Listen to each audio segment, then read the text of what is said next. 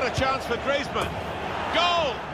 It's very hard not to get sucked in by the spectacle of FIFA. New player animations narrow the gap between game and reality even further. Ultimate Team's promise of the very best fantasy football has never been more alluring, and Alex Hunter's return in unparalleled, the on-pitch action never quite hits the same high notes.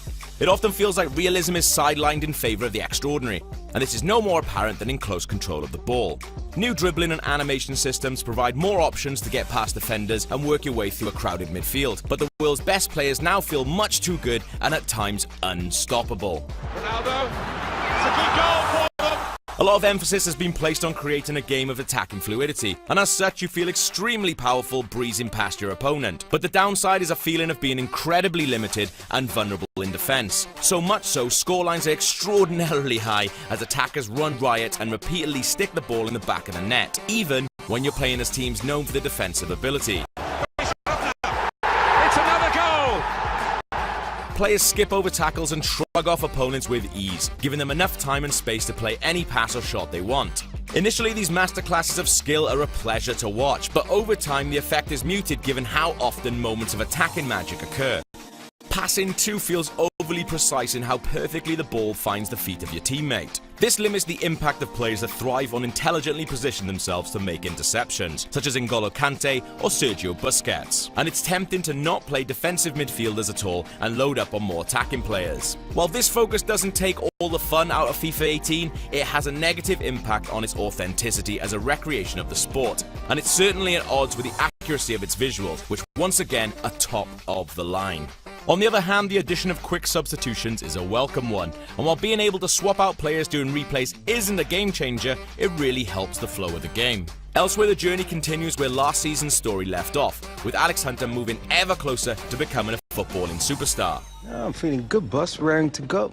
Improvements have been made to the balance between time spent on and off the pitch, but while it's a fun distraction from the core gameplay experience, it still feels like a missed opportunity. This is in part due to the dialogue choices, which at times don't seem to have any impact whatsoever, such as the scene in which Rio Ferdinand interviews Hunter. Good luck on the new season.